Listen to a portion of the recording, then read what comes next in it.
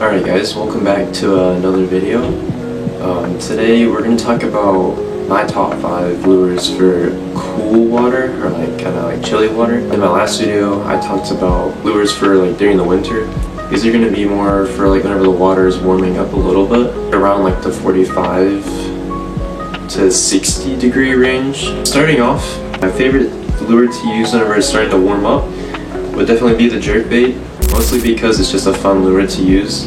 Bass almost always eat a jerkbait because it's just a small bait fish imitation. And usually whenever it's kind of cooler, bass usually stay in schools. So if you can catch at least one on a jerkbait, there's probably some others that are willing to bite as well. Specifically, this is the Vision 110 Plus 1. It dives to somewhere between 6 and 8 foot. There's also the 110 Junior, which is probably about an inch smaller, and it only dives to 4 foot. But both of those are from Megabass, and if you don't know, Megabass is a pretty expensive brand, so if you can't afford Megabass, 6 Sense, they also make a jerkbait, the Provoke.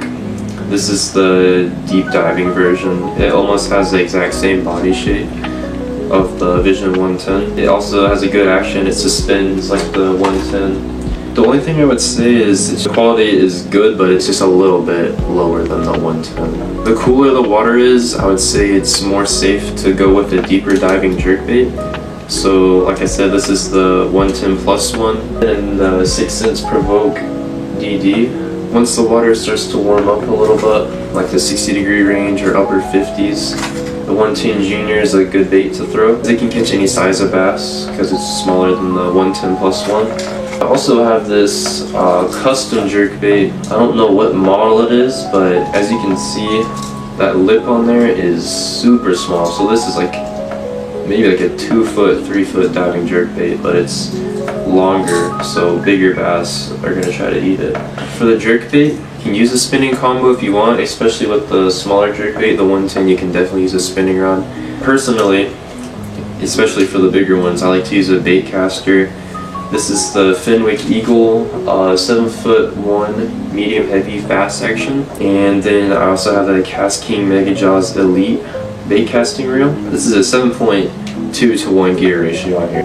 I have a 7 foot rod because with the extra length you can get better casting distance. You can also set the hook better. And to work a jerkbait, pretty much you just throw it out, crank down a little bit just to get the jerkbait to get to the depth that it dives to. And then it will suspend there, and then you just kind of pop your rod.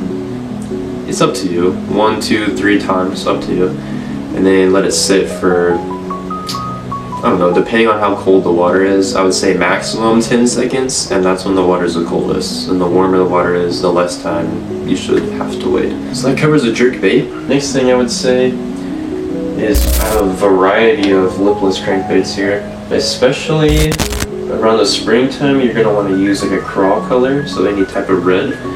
But before then, a shad imitation color usually works pretty good. I have a bunch of liplesses from Googan. There's a lot of good brands out there.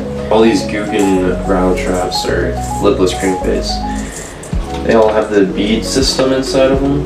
It's going to be louder in the water. Probably want to use that for dirty water or stained water. But if you have clear water, this lipless crankbait from Booyah, I don't know if you can hear that, but it has more of a 1 knock style. That's good for clear water. Yeah, with the lipless, the smaller sizes are going to be lighter, obviously. So for example, 2 liplesses from Googan, both in the, I believe this is the Cash Crawl color. You can tell this one over here is obviously a lot bigger than this one. I would say this is around the ½ ounce, and this is more closer to 3/16 or something. You would want to use the smaller one if you're fishing shallower water, and the bigger one if you're fishing deeper water. Reason for that, the bigger bait is obviously going to be heavier, so it will sink down quicker and get to the depth that you need it to reach.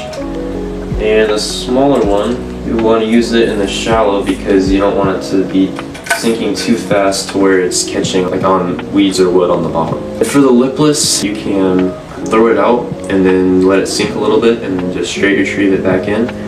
Or you can do a technique called yo-yoing, where you basically cast out your lipless, let it sink, and then you kind of just raise your rod up, and then the lipless will flutter up, and and then it will sink back down. And you just keep doing that until you get back to the boat, and then repeat the same thing. For the lipless, honestly, I'll probably just use the same bait casting combo as I would for the jerk bait. I have seen a lot of people use them with the spinning combo as well. I guess it's really your preference. Either works. And then for our final, I guess, really active lure, we have just a little jig head here with a small swim bait on it. This is the Slim Shad Tease from Weston. This is a 3-inch swim bait on a 6-cents finesse jig head, 1/8 ounce weight. This, you're just going to want to throw it out and straight treat it back in, maybe giving it a little bit of some shakes with your spinning reel. This is a 610 Lew's Hack Attack combo with the Hack Attack reel as well. It's a 6.2 to 1 gear ratio. Swim bait would be for whenever the water's warmer because it has more action. And then you also have this little straight tail minnow. This is the X-Zone Stealth Series minnow. This is a 2 3/4 inch little soft plastic here. Same jig head. It's just not as active as the jig head with the swim bait on it. With the straight tail minnow, you're going to want to throw it out, slowly reel it, but you're going to want to focus more on shaking it because it doesn't have the paddle tail like the swim bait does, so the shaking is really going to be what gives it the most action. Moving on to number 4, I would say the drop shot. I have both of these sizes here. Like I said, this is the X-Zone Stealth Series in a 2 3/4 inch size. And then this is the X-Zone Finesse Slammer. This is a 3 1/4 inch size. Since the water should be starting to warm up a little bit, you can go with the bigger size. But if it's still cool, then go with the smaller size. Whenever the water is cooler, bass are not as willing to eat bigger baits. Then we have this really small drop shot hook here. I believe this is a size 1 drop shot hook. I know there's some that Gamakatsu makes that are really good. And then VMC, they also make a good drop shot hook. And for my drop shot weight, this is just a tungsten 3/16 ounce drop shot weight. And depending on what depth you're fishing at with the drop shot, you're going to want to use a different size weight. If you're fishing deeper, probably go up to a 1/4 ounce drop shot weight. And if you're fishing shallower, you can go to like an 1/8 ounce, honestly. And also with the depth that you're fishing at, you're going to want to change the leader for your drop shot. So you have like the bait with the hook in it, then you have a leader, and then your weight at the bottom of that leader. If you're fishing shallow, make that leader shorter, like just a few inches, maybe like 4 to 8 inches, depending on how shallow it is. And if you're fishing deeper, make it longer, but I usually don't go much past like a foot. For our final bait we're going to talk about in this video, I have the soft plastic jerk bait. I have 2 different styles of soft plastic jerk bait. I have a straight tail soft plastic jerk bait, and then I have the fork tail. This is the X-Zone Whiplash Shad, and this is the H2OX, just a soft jerk bait. The Whiplash Shad is more of like a natural looking jerk bait. It kind of flows like a snake almost action whenever you put your rod. The H2OX are like the Zoom Fluke, they're pretty much the same thing. With the fork tail, they just dart side to side, while the Whiplash Shad, it's like a flowing snake action. And with the soft plastic jerk bait, I use a 4/0 EWJ hook. Then I also use the same rod that I use with the hard jerk bait. But the soft jerk bait, it just sinks much slower. You can use it up shallow. You wouldn't probably want to use it out deep because it does sink really slow. If you're fishing deeper, use the hard jerk bait. It's just like a natural bait for up shallow.